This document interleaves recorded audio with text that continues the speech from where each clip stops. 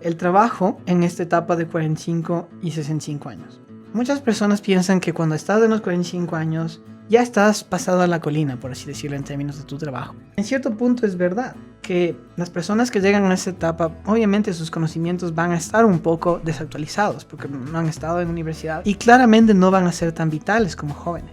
Pero en cambio hay cosas que pasan en esta etapa que incluso un adulto temprano de repente no puede obtener porque no tiene la experiencia. El conocimiento experto es tal vez lo que más pasa en esta etapa. Tiene que ver con la capacidad, la competencia y los conocimientos que tú tienes. Y en esta etapa de 45 a 65 años nosotros vemos que, por ejemplo, las personas tienen capacidades intuitivas increíbles, en donde no solo se conocen el procedimiento de cómo hacer la operación, por ejemplo, y entonces se hace para ellos de forma muy intuitiva hacer el procedimiento. El ejemplo que yo suelo poner es una mujer, por ejemplo, que ya ha pasado cosiendo toda su vida. ¿Qué sucede? Que lo puede hacer en forma muy intuitiva. Puede estar de repente ahí con sus amigas hablando y está cosiendo. Y esto lo vemos cuando tú tienes mucha experiencia. Otra cosa que vemos con experiencia es que las cosas empiezan a hacer de forma automática, porque ya hemos estado en el procedimiento bastante. Las acciones, pensamientos complejos se hacen de forma rutinaria. Ustedes también podrían incluso experimentar esto porque, por ejemplo, ¿quién no tiene la experiencia de aprender a conducir? Cuando aprendemos a conducir la primera vez, pues nos da mucho miedo y tenemos que estar muy conscientes. Pero cuando tú vas moviéndote en el tema y ya empiezas a obtener el conocimiento experto, lo que tú antes lo hacías de forma tan deliberada, ahora ya se ha vuelto algo súper automático. Esto es algo que también encontramos en esta etapa, porque viene con mucha experiencia.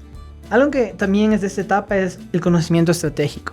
Significa ser eficiente y habilidoso en lo que tú haces. Ahí el ejemplo que yo suelo poner es, ¿a quién contratarían ustedes? ¿A una persona que puede hacer un proyecto por $1,000 o a una misma persona que eficiente y habilidosamente puede hacer el mismo proyecto por $500? Obviamente, la mayor cantidad de gente va a contratar al que puede hacerlo por $500. Porque aunque ambos pueden hacerlo, la otra persona implementa estrategias más eficientes y eficaces, que en este caso reducen costo. Y créanlo o no, tiene que ser una persona que tenga mucha experiencia. El último es la parte de la flexibilidad. Ahí tiene que ver todo con creatividad y la curiosidad de la persona.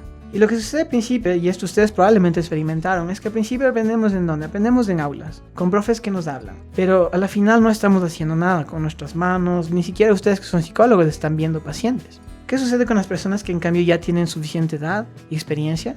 Que son más flexibles, que tienen creatividad para resolver las cosas de forma distinta y curiosidad también.